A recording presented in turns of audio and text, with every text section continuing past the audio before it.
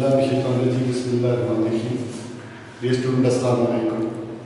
آج کی کلاس میں ہم سبق نمبر 10 سیاہ فام جس کے مصنف شوقت حسین صدیقی ہیں اور صنف ادب کے لحاظ سے یہ افسانہ ہے، اس کا آج لیکچر نمبر 2 ہے. کل کے سبق میں ہم نے ایک حادثے کے بارے میں پڑھا تھا کہ جس نے دورانی ایک کار ڈرائیور ہوتا ہے اور اس کی ٹکر سے ایک راہگیر زخمی ہو جاتا ہے جس کا نام عبداللہ ہوتا ہے. رنگت کے اعتبار سے وہ کالا سیاہ ہوتا ہے اور اس حادثے میں اس کی ایک ٹانگ کٹ جاتی ہے اور اب وہ بیساکھی کے سہارے چلتا ہے اور سارا دن اپنے ایک کمرے کے مکان میں ایک کوٹری میں پڑا رہتا ہے. وہی سے آگے اسٹارٹ کرتے ہیں کہ عبداللہ جس محلہ میں رہتا تھا اس کی آبادی زیادہ تر نچلے طبقے کے افراد پر مشتمل تھی. یعنی اس محلے میں زیادہ تر غریب لوگ رہتے تھے. نچلے طبقے سے مراد غریب لوگ، تو غریب لوگوں پر یہ محلہ مشتمل تھا. اس بستی میں، اس محلے میں ہر طرف جھکی ہوئی چھتوں والے نیم پختہ مکانات تھے کہ جن کی چھتیں جھکی ہوئی تھی اور یہ آدھے کچے اور آدھے پکے مکانات تھے. یعنی شکست و ریخت کا شکار تھے، ٹوٹ پھوٹ کا شکار تھے یہ مکانات، اور غربت کی وجہ سے وہ لوگ ان کو اثر و تعمیر بھی نہیں کر سکتے تھے. اسی محلے میں چند قدیم وضع کی عمارتیں تھیں. وضع کا مطلب ہے ساخت یا بناوٹ.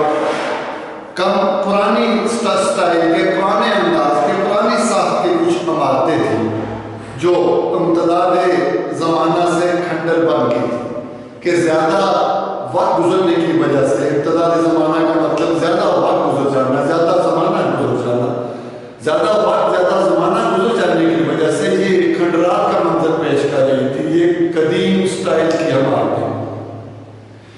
درمیان میں انگریزوں کا ایک پرانا قبرستان تھا. اسی بستی کے درمیان میں انگریزوں کا ایک قدیم پرانا قبرستان تھا جس کے چاروں طرف پختہ چار دیواری تھی اور اس کی جو باؤنڈری وال تھی، جو حصار تھا، چار دیواری تھی، وہ پختہ تھی اور چاروں طرف یہ پختہ چار دیواری تھی. قبرستان میں اونچی سی لاٹ تھی. ویسے لاٹ کا مطلب مینار بھی ہوتا ہے، مینارہ بھی ہوتا ہے، لیکن یہاں مراد ہے کہ جگہ.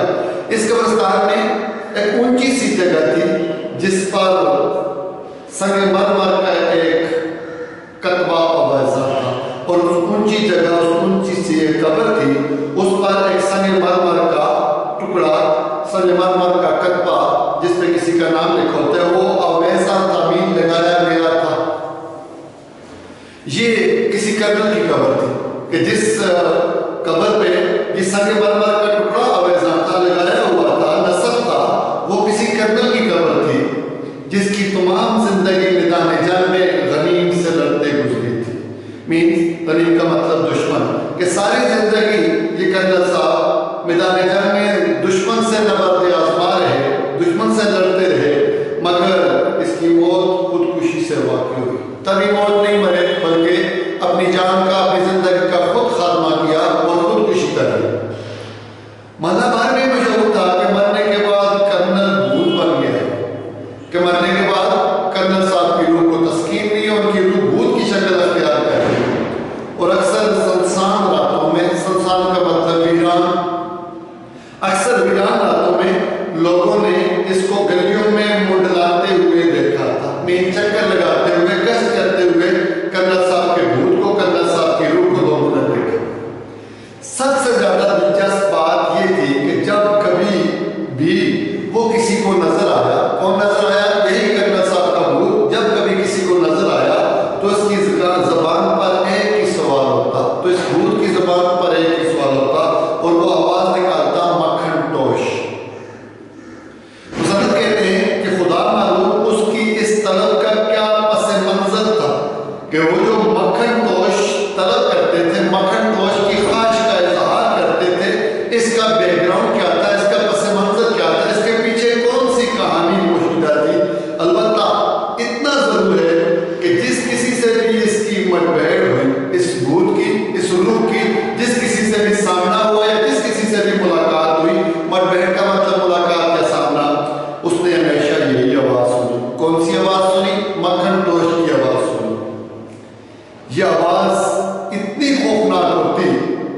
کہ اچھے بلے جیدار آدمی کے اوسان خطا ہو جاتے. اچھے بلے میں ٹھیک ٹھاک، جیدار کا مطلب ہمت والا، بہادر، حوصلے والا، مضبوط آدمی کے بھی اوسان خطا ہو جاتے، مین وہ بھی خوفزدہ ہو جاتا. اور سر پر پاؤں رکھ کر بھاگتا. سر پر پاؤں رکھ کے بھاگنا محاورہ ہے جس کا مطلب ہے بہت تیزی سے بھاگنا. یہی وجہ تھی کہ قبرستان کے احاطہ کے ساتھ جو پتلی سی گلی جاتی تھی، کہ قبرستان کی چار دیواری باؤنڈری وال کے ساتھ ہی ایک تنگ سی گلی گزرتی تھی. رات گیر راہگیر اس سے گزرتے ہوئے ڈرتے تھے. مسافر یا پیدل چلنے والے، رستہ پیدل چلنے والے رات کے وقت اس تنگ اور تاریک گلی میں سے گزرتے ہوئے وہ ڈرتے تھے جہاں کرنل صاحب کی قبر تھی. یہ محلے کے ایک خاص بندے کا نام تارا بیان کر دیا. اس کے علاوہ محلے کی دوسری خصوصیت سکینہ بیگم تھی. ایک دوسری خاص بات اسی محلے کی تھی سکینہ بیگم. اس محلے میں سکینہ بیگم نام کی ایک عورت رہتی تھی جن کے شوہر لاکھوں روپے کی جائیداد چھوڑ کر مرے تھے. کہ ان کے شوہر کا انتقال ہو گیا اور وراثت میں لاکھوں روپے کی جائیداد چھوڑ کر مرے تھے. صرف ایک لڑکا تھا، وہ بھی چند سال ہوئے کے گھر سے روٹ کر چلا گیا تھا. سکینہ بیگم کا شوہر فوت ہو گیا اور صرف ایک بیٹا تھا، وہ بھی چند سال پہلے گھر سے ناراض ہو کر چلا گیا تھا. اب کس بات پہ ناراض ہوا؟ بات صرف اتنی تھی کہ اس نے ماں سے ارڑ کی کھچڑی کی فرمائش کی. ارڑ ایک قسم کا دالہ ہے جس کی دال پکا کر کھاتے ہیں. تو اس نے اپنے ماں سے ارڑ کی کھچڑی کی فرمائش کی تھی. سکینہ بیگم کی اس روز طبیعت کچھ ناساز تھی، یعنی طبیعت سازگار نہیں تھی، طبیعت ٹھیک نہیں تھی، خراب تھی. اور باورچی نے کچھ توجہ نہ دی. باورچی نے بچے کی لڑکے کی اس فرمائش پر کوئی توجہ نہ دی. دسترخوان پر کھچڑی نہ پا کر صاحبزادے بغیر کچھ کھائے پیے دسترخوان سے اٹھ گئے. جب بچہ کھانا کھانے کے لیے آیا اور دسترخوان پر اپنی من پسند خوراک کے لیے ارڑ کی کھچڑی نہ پائی تو یہ سکینہ بیگم کے یہ صاحبزادے یہ بیٹے بغیر کچھ کھائے پیے دسترخوان سے اٹھ گئے. اور اس کے بعد اس کو کسی نے نہیں دیکھا، یعنی پھر گھر واپس نہیں آئے، ناراض ہو کے چلے گئے. البتہ کچھ عرصہ بعد اطلاع ملی کہ وہ ٹرین کے حادثہ میں ہلاک ہو گئے. کچھ عرصہ بعد یہ اطلاع، یہ خبر ملتی ہے محلے والوں کو، سکینہ بیگم کو، کہ ان کا بیٹا ریل کے ایک حادثے میں ہلاک ہو گیا، وفات پا گیا. اس بات کے عینی گواہ تھے مگر سکینہ بیگم اس بات کو ماننے پر رضامند نہ تھی. عینی کا مطلب چشمدید گواہ موجود تھے، ایسے گواہ موجود تھے جنہوں نے اس حادثے کو اور سکینہ بیگم کو اپنی آنکھوں سے مرتے دیکھا. جب سکینہ بیگم کو اس بات کا بارے میں بتایا گیا تو وہ اس بات کو ماننے کے لیے تیار نہیں تھی، آمادہ نہیں تھی، رضامند نہیں تھی. اگر کوئی ایسی بات کہتا بھی، کیسی بات کہ تمہارا بیٹا ریل کے حادثے میں مر گیا، اگر کوئی ایسی بات کہتا بھی تو وہ اس کے پیچھے ہاتھ دھو کے پڑ جاتا. ہاتھ دھو کے پڑ جانا بھی محاورہ ہے، مین اس کے پیچھے نہ چھوڑتی، برا بلا کہتی. ایک سانس میں ہزاروں کوسنے دے ڈالتی. کوسنے مین بدوائیں، کہ ایک ہی سانس میں مسلسل لگاتار ایک ہی سانس میں کئی بدوائیں دے ڈالتی. لیکن لہذا سب نے اس حقیقت کا ان سے اظہار کرنا چھوڑ دیا. جب سکینہ بیگم ایسا رد عمل ظاہر کرتی تھی تو اب لوگوں نے اس سچائی کا اظہار کرنا سکینہ بیگم کے سامنے ہی چھوڑ دیا تھا. بلکہ بعض عورتوں نے ان کو ٹھگنا شروع کر دیا. ٹھگنا بھی دھوکہ دینا، فریب دینا، دغا دینا شروع کر دیا. وہ آئے دن کوئی نیا قضیہ گھڑ لاتی اور اس سے کچھ نہ کچھ اینٹ کر لے جاتی. یہ عورتیں جو دغاباز و کباز عورتیں تھیں، یہ ہر روز کوئی نیا قصہ، کوئی نیا جھگڑا، کوئی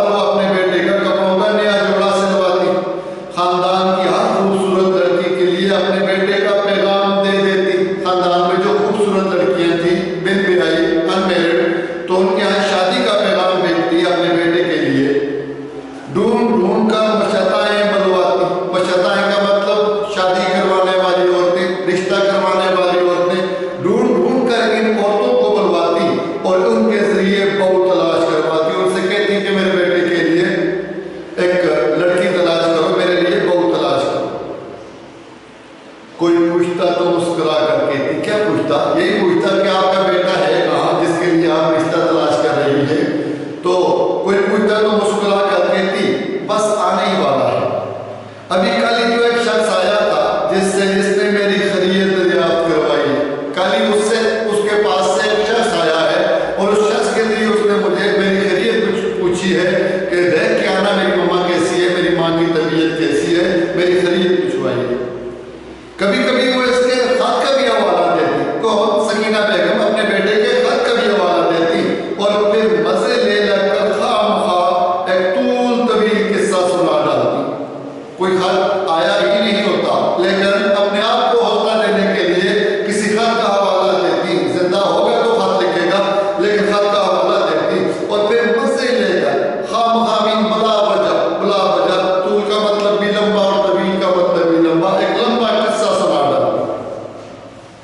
ہر روز اس کے آنے کا انتظار کرتی. ہر شام ارڑ کی کھچڑی تیار ہوتی اور صبح باسی ہو جاتی. باسی بھی پرانی خراب ہو جاتی جس سے محلہ کے کسی مسکین کا پیٹ پل جاتا اور یہ کھچڑی محلے کے کسی غریب کسی مسکین کو دے دی جاتی جس سے اس کا پیٹ بھر جاتا, جس سے اس کی بھوک مٹ جاتی. کئی سال تک یہی سلسلہ چل رہا تھا. جب سے عبداللہ ایک ٹانگ سے معذور ہوا تھا اس کھچڑی میں سے اس کو بھی مل جاتا تھا. سویرے سویرے اس کی بیوی بارہ دری کی ڈیوڑی پر پہنچ جاتی. بارہ دری عام طور پر 12 دروازوں والا مکان ہوتا ہے جو عموماً باغ یا دریا کے کنارے پر بنایا جاتا ہے اور یہاں ہم مراد لیں گے ہوادار اور کھلا مکان. ڈیوڑی عام طور پر مہمان خانے کو بھی کہتے ہیں لیکن عموماً مکان میں داخل ہونے کا کمرہ یا صدر دروازے کے بالکل سامنے والا کمرہ. تو ہر روز سویرے سویرے عبداللہ کی بیوی اس مکان سکینہ بیگم کے گھر کے مکان مہمان خانے میں پہنچ جاتی یا گھر میں داخل ہو جاتی اور جب واپس لوٹتی تو دونوں میاں بیوی کے لیے ایک وقت کے کھانے کا بندوبست ہو جاتا. یعنی وہاں سے اسے وہ ارڑ کی کھچڑی جو سکینہ بیگم نے اپنے بیٹے کے لیے بنائی ہوتی ہے لیکن وہ تو نہیں آتا, باسی ہونے کی وجہ سے سکینہ بیگم لے جاتی اور عبداللہ اور سکینہ بیگم کا پیٹ اس طرح بھر جاتا. عبداللہ کے دن اسی طرح کٹ رہے تھے, مین گزر رہے تھے. اتفاق سے اس کی بیوی بیمار پڑ گئی. عبداللہ کی بیوی بیمار پڑ گئی. طبیعت اچانک ایسی گڑبڑ ہوئی کہ چلنے پھرنے سے بھی معذور ہو گئی. عبداللہ کی بیوی کی طبیعت اچانک ایسی خراب ہوئی کہ وہ چلنے پھرنے سے بھی قاصر ہو گئی, چلنے پھرنے کے قابل بھی نہ رہی. عبداللہ کو متواتر کئی روز فاقہ کرنا پڑا. متواتر کا مطلب مسلسل, فاقہ کا مطلب بھوکا رہنا. مسلسل کئی دن تک عبداللہ کو بھوکا رہنا پڑا. آخر جب کوئی صورت نظر نہ آئی تو ایک روز رات کے اس نے مساکی سنبھالی اور گھر سے نکل کھڑا ہوا کہ جب کوئی حل نظر نہ آیا, بھوک مٹانے کا, کھانا کھانے کا کوئی حل نظر نہ آیا تو ایک روز اس نے رات کے وقت مساکی سنبھالی اور گھر سے باہر نکل کھڑا ہوا. عموماً وہ اپنے گھر میں اپنی کوٹری میں پڑا رہتا تھا لیکن آج جب بھوک حد سے زیادہ بڑھ گئی اور کھانا ملنے کا کوئی حل کوئی صورت نظر نہ آئی تو وہ مساکی لے کے گھر سے باہر نکل گیا. دسمبر کا مہینہ تھا. عموماً دسمبر کے مہینے میں شدید سردی ہوتی ہے. آسمان پر بادل گھرے ہوئے تھے بھی چھائے ہوئے تھے. غضب کی سردی پڑ رہی تھی, بہت زیادہ سردی پڑ رہی تھی. سر شامی محلہ میں سناٹا پڑ گیا تھا تو سردی کی وجہ سے شام ہوتے ہی شام ہوتے ہی محلہ میں خاموشی چھا گئی. یعنی لوگ اپنے اپنے گھروں میں دبک کر بیٹھ گئے. عبداللہ آہستہ آہستہ چلتا ہوا قبرستان سے ملحق تنگ و تاریک گلی میں داخل ہوا کہ کنہ صاحب کی قبر جہاں پہ اسی قبرستان کے ساتھ ایک تنگ و تاریک گلی ہے. اس ملحق کا مطلب جڑی ہوئی, قبرستان سے جڑی ہوئی. تنگ و تاریک, تنگ بھی ہے اور اندھیری بھی ہے. تنگ اور اندھیری گلی میں داخل ہوا. اس کو دھندلی روشنی میں کسی آدمی کا سایہ نظر آیا. ہلکی ہلکی روشنی میں سے کسی آدمی کا سایہ نظر آیا. وہ اسی طرف آ رہا تھا. وہ بندہ, وہ شخص عبداللہ ہی کی طرف آ رہا تھا. عبداللہ وہیں ٹھہر گیا, جہاں کھڑا تھا وہیں کھڑا رہا. جب وہ قریب آیا, جب وہ آدمی اس کے قریب پہنچا تو عبداللہ نے آگے بڑھ کر اپنا ہاتھ اس کے سامنے پھیلا دیا. عبداللہ آگے بڑھا اور اپنا ہاتھ اس کے آگے پھیلا دیا کچھ مانگنے کے لیے. وہ آدمی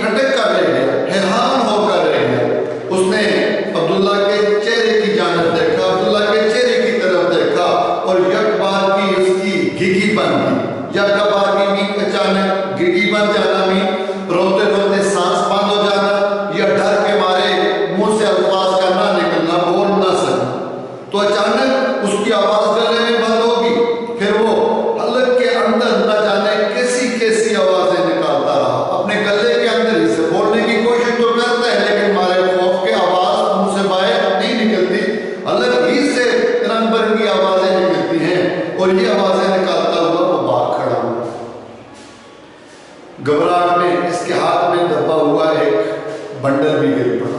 جب وہ اتنا گھبرا گیا تو اس کے ہاتھ میں ایک بنڈل تھا، ایک پیکٹ تھا، وہ پیکٹ نیچے گر پڑا۔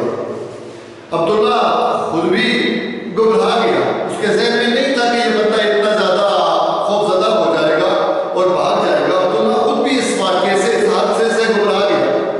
لمبا وقت تک وہ سکتہ کے عالم میں کھڑا رہا، خاموشی کے عالم میں، ساکن حالت میں کچھ دیر کے لیے کھڑا رہا۔ پھر اس نے بڑھ کر بنڈل اٹھایا، وہ بنڈل جو اس شخص کے ہاتھ میں سے گرا تھا، آگے بڑھ کر اس نے وہ بنڈل اٹھایا، کھول کر دیکھا، گرم گرم امرتیاں تھی۔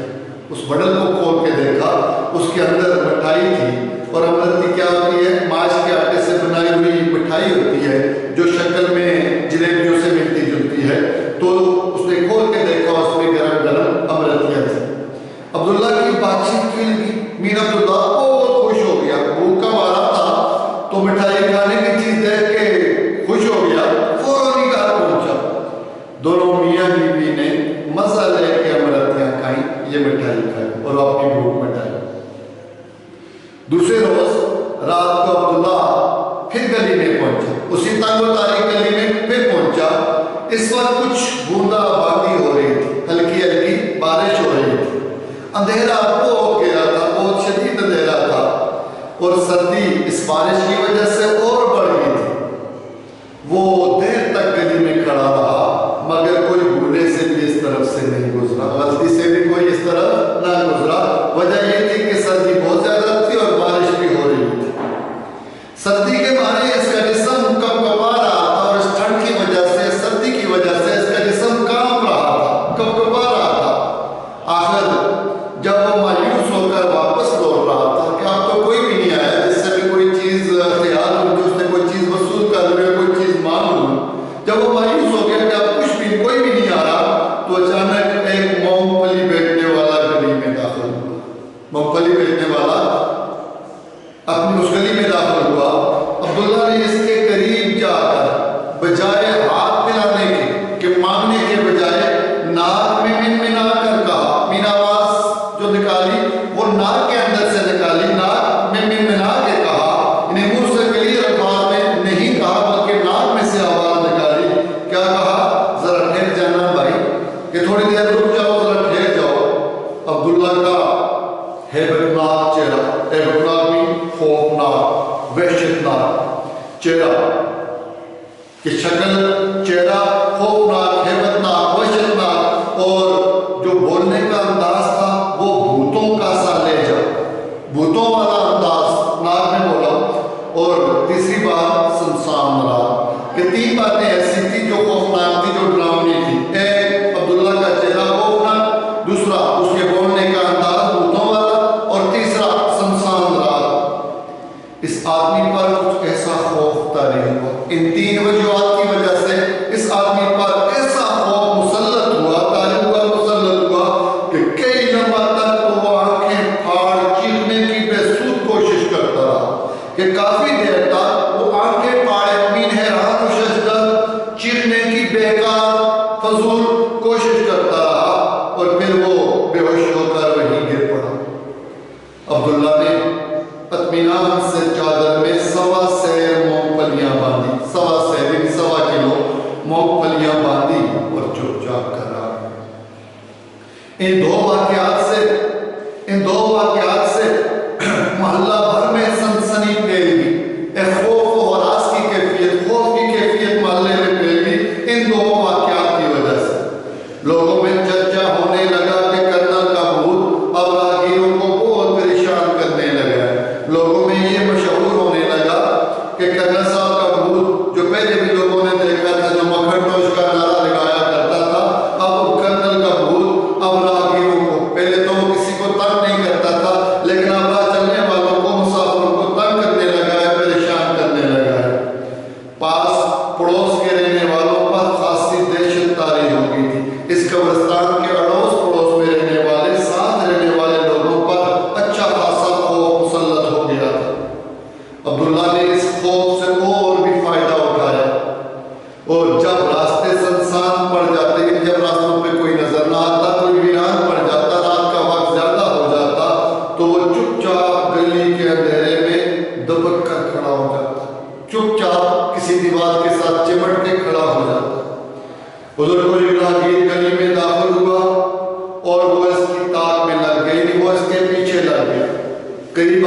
تھی وہ بڑی ہیبتناک آواز میں کہتا، بڑی خوفناک آواز میں کہتا، مکھن ٹوش، یعنی اس نے ڈاکٹر خود کہہ رہا ہے کہ اب اس نے باقاعدہ کرنل کے بھوت کا روپ اختیار کر لیا تھا کہ پہلے ہی محلے میں اس کی وجہ سے خوف تھا، کرنل صاحب کے بھوت کی وجہ سے، اور اب اس نے اس خوف کو اور زیادہ کر دیا، وہ خود اس نے کرنل صاحب کے بھوت کا روپ اختیار کر لیا۔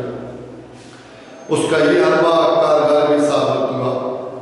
عبداللہ کی یہ ترکیب حربہ میں ترکیب منصوبہ کارگر میں فائدہ مند، عبداللہ کی یہ ترکیب یہ منصوبہ فائدہ مند ثابت ہوا۔ پہلے وہ صرف کھانے پینے کی چیزوں پر اکتفا کر لیتا تھا، میں جب کوئی خوفزدہ ہو جاتا، ڈر جاتا، بھاگ جاتا یا بے ہوش ہو جاتا تو وہ اس سے کھانے پینے کی چیزیں لے کر چپ چاپ گھر چلا جاتا تھا۔ پھر ایسا بھی ہوا کہ اگر آدمی بے ہوش ہو جاتا تو وہ اس کی جیبیں ٹٹول کر ساری نقدی اپنے قبضے میں کر لیتا، ٹٹول کر تلاش کر کے اس کی جیبیں تلاش کر کے ساری رقم سارا پیسہ بھی اپنے قبضے میں کر لیتا تھا۔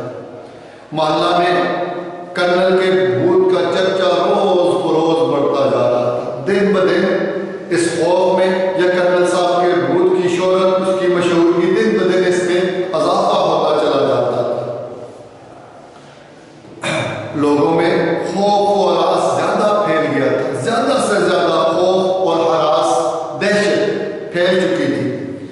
ادھر عبداللہ اپنے کام میں اتنا منج گیا تھا، یعنی اپنے کام میں اس نے اتنی مہارت حاصل کر لی تھی، اپنے کام میں اتنا ماہر ہو گیا تھا اور اس کی ہمت اتنی بڑھ گئی تھی کہ اکثر تو وہ چھپ کر آدمی کو دبوچ بھی لیتا تھا، کہ چھپ کر کسی آدمی کے اوپر چھلانگ لگا دیتا، اس سے اپنے بازو میں جکڑ لیتا، دبوچ بھی لیتا تھا۔